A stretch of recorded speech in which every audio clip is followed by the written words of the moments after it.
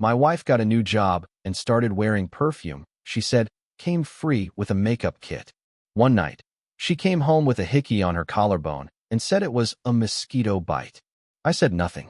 The next morning, I left for work and planted an AirTag in her purse. She went straight to a motel. I booked the room next door.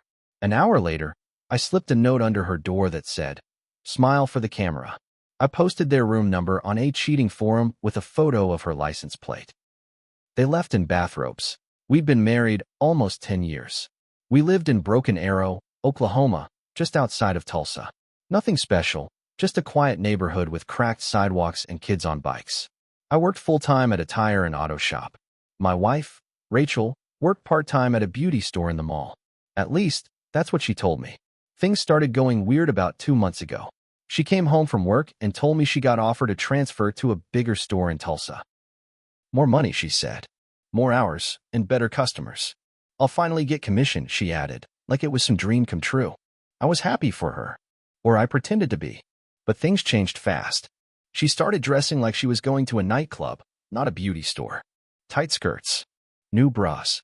Tops that showed way more than usual. I said nothing at first. Figured maybe it was part of the job. Maybe she was just excited to feel good about herself again. But then the perfume started. She smelled different. Every day. The kind of smell that didn't belong in our house. Strong. Sexy. Too much. I asked her one night that knew. She gave me this quick look and said, "Oh, it came free with one of those makeup kits." She turned around too fast when she said it. Didn't even wait for my response. That was the first time I felt it in my gut. Something wasn't right. Then one night she got home late. Like, really late. Said she was helping her coworker Morgan with some setup for a product event. When she went to take off her shirt, I saw a mark. Right there, on the edge of her collarbone. Big. Red. Ugly. "What's that?" I asked. She didn't even blink. "A mosquito bite," she said, walking into the bathroom. It was January. I stared at the door for a long time. I didn't follow her. Didn't ask again. Something in my stomach twisted, like something died in there. That was the moment I shut up and started watching. The next morning, I got up before her. Told her I was heading in early for a delivery. She didn't question it. Instead, I stayed behind just long enough to tuck a little AirTag into the seam of her purse. I knew she'd never notice it. She barely touched that in her pocket. Then I drove across town and parked behind a Home Depot. I pulled out my phone and waited. At 9:12 a.m., her location started moving. She wasn't headed toward the mall. She drove into Tulsa. Stopped behind a Super 8 motel, just off the highway. My heart thudded. I watched her dot on the map sit still in that parking lot for 5 minutes. Then I made my move. I booked the room next door. 117. Hers was 118. The motel clerk barely looked up. I sat on the motel bed with my heart pounding out of my chest. The wall between our rooms was paper thin. I put my phone against it and started recording. Then I heard it. First her laugh. That fake high pitch one she only used when she was trying too hard. Then a man's voice. Deep. Confident. More laughing. More silence. Then the sound started. Bed creaking. Muffled gasps. Her voice. His voice. Rhythmic thumping. I sat there with my fists clenched, jaw locked so tight I thought I'd snap my teeth. I let it go on for an hour. Then I grabbed the motel notepad and scribbled a quick message. Smile for the camera. I walked to their door, crouched, and slipped it underneath. 5 minutes later, I posted her license plate and their room number on a cheating forum I found on Reddit. Took the photo earlier that week, when I started suspecting her. It only took 20 minutes before replies started coming in. People asking questions. Some saying they'd drive by to say hi. Then it got quiet. At 11:42, I saw the doorknob turn. I looked through the peephole. Rachel stepped out, hair messy, in a white bathrobe. Behind her was a tall guy, full beard, maybe mid-30s. Built like a gym rat. They looked nervous. Rachel scanned the parking lot like she expected someone to jump out. They got into her car. Fast. Left without speaking. I didn't follow them. Not yet. I sat back down on the bed and listened to the silence through the wall. I was shaking. Angry. Sick. But focused.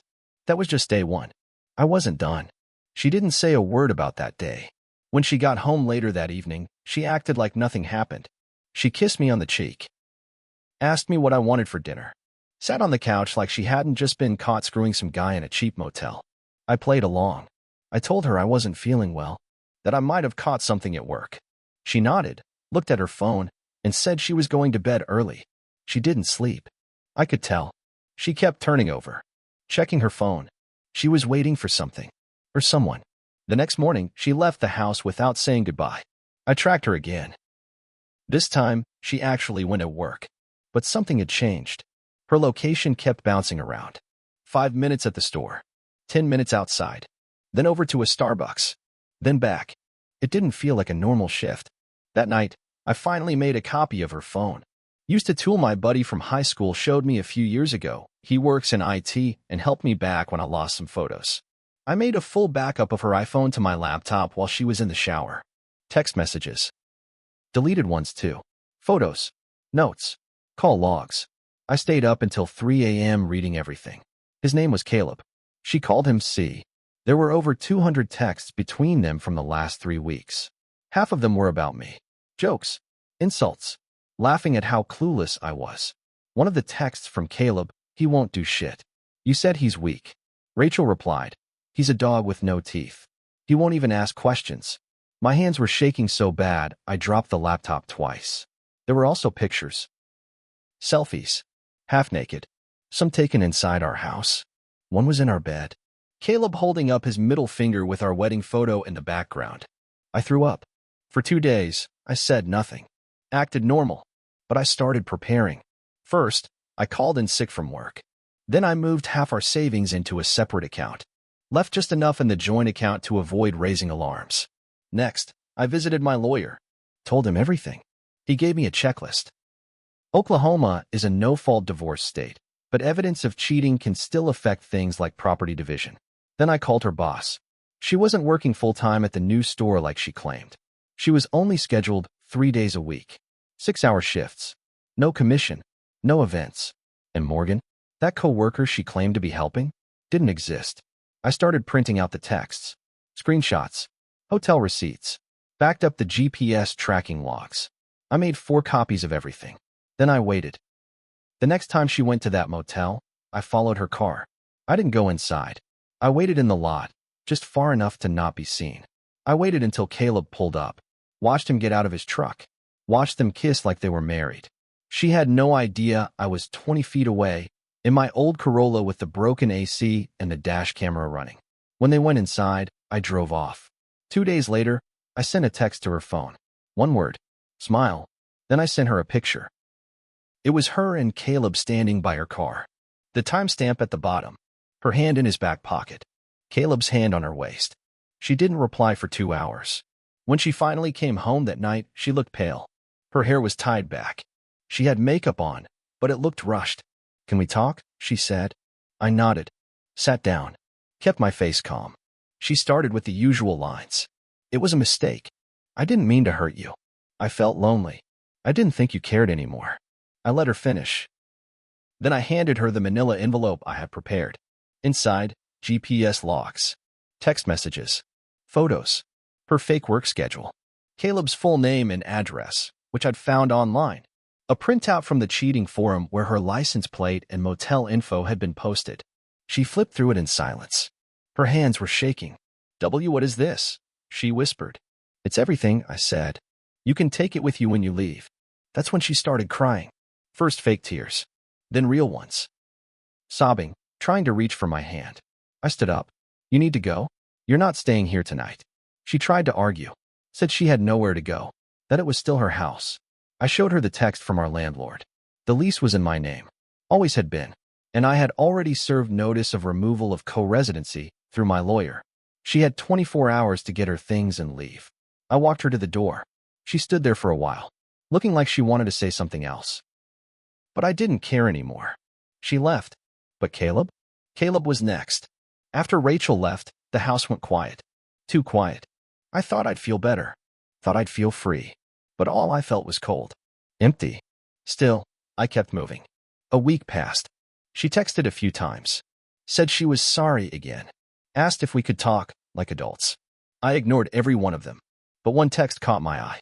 It came from a number I didn't recognize. It said, stay away from her. You've done enough damage. No name. No context. Just that. I looked up the number. Prepaid. Burner phone. I had a pretty good idea who it was. I didn't reply. Instead, I did something I probably shouldn't have. But at that point, I was past caring. I paid a buddy of mine, a guy named Rick who used to bounce at a club downtown, to do a little digging. Rick found Caleb's address in less than a day. Guy lived in a duplex off 41st Street. Owned a landscaping business. Had a kid. Yeah, that's when things got really dark. Caleb wasn't just some random guy Rachel was fooling around with. He was married, had a 6-year-old daughter, a whole separate life. And his wife? Her name was Becca. I sat with that information for hours. Then I did something I never thought I'd do. I messaged her on Facebook. Simple and direct. Hi, I think we should talk. It's about your husband. She replied the next day. We met at a diner on 71st. She looked tired, like someone who hadn't slept in a long time. When I showed her the pictures, she didn't even cry. Just looked down, nodded, and said, I knew it. Turns out Caleb had done this before. Twice. Always claimed it was emotional, never physical. But she knew better. She asked if I wanted revenge. I looked at her, straight in the eye, and said, no, I want the truth. And I want them to feel it. That's when she told me something Rachel never mentioned. Caleb had a record. Domestic violence from 5 years ago. Bar fight that got out of control. Charges dropped, but still on file. Becca had a restraining order once. Let it expire when he promised to change. I left that diner with my stomach in knots. Rachel didn't just cheat. She got involved with a violent liar who had a kid and a history. And she brought him into our life like it was nothing. I decided I was going to end this in a way they couldn't come back from. But not with violence. That wasn't me. I went legal. I handed everything over to my lawyer, every photo, every GPS ping, every text. Becca did the same. Our lawyers coordinated. Rachel and Caleb got served the same day. But I wasn't done. I sent the evidence packet to Rachel's manager. She got fired for lying about her hours and faking work-related events. I also posted her and Caleb's motel meetup photos on a private Facebook group for local small business owners. Becca did the same in her PDA group. Word spread. Fast. Caleb's landscaping business started losing contracts. 2 clients pulled out the same week. He showed up at my work a few days later. Stood outside the shop, arms crossed. Waited. When I walked out, he said, You think you're tough, huh? I didn't respond. Just stood there, staring at him. Then Rick, my bouncer friend, came around the side. 6'3", 240 pounds of muscle. Caleb saw him, clenched his jaw, and walked away. That night, I got another message from that burner number. This isn't over. But it was. For him. He just didn't know it yet. I didn't reply to Caleb's message. I let silence be the answer. A week passed. Then another. Rachel tried calling again. I blocked her number. She sent an email begging to talk. I deleted it. Meanwhile, Becca filed for divorce. She took her daughter and moved in with her sister. Caleb got served at his own front door. Rick happened to drive by at the same time, just to make sure Caleb didn't lose his temper. A few days later, my lawyer called.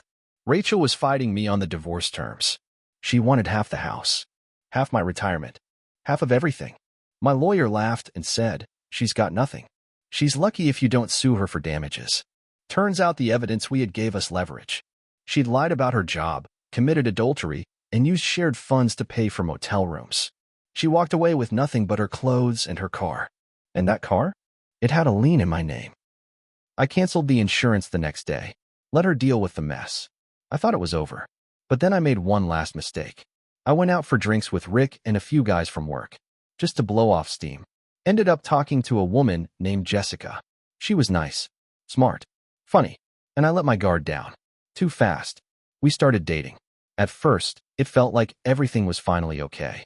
She didn't ask too many questions. Didn't care about my past. Then one night, she found the file. I'd forgotten I left it on my computer. The one with all the screenshots, the texts, the GPS tracking. Everything. She read it. All of it.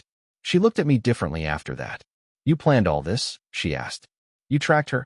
I tried to explain. That I didn't start it. That I only reacted. But the look on her face said it all. You became obsessed, she said. You didn't just want to leave her. You wanted to destroy her. I couldn't argue with that. Because deep down, she was right. I didn't just want to be free. I wanted Rachel to suffer. I thought revenge would fix me. that exposing them, ruining them, would make the pain stop. It didn't. Jessica left a week later. She said she didn't trust someone who could hold that much anger for so long. So here I am, alone in a quiet house that used to be full of noise. Rachel's gone. Caleb's life is in shambles. Becca's rebuilding. And me? I got what I wanted. But sometimes I wonder if the cost was too high. Because the truth is, I stopped being the good guy a long time ago. The day I slipped that AirTag into her purse, that's the day I crossed the line. And once you cross it, you don't get to go back.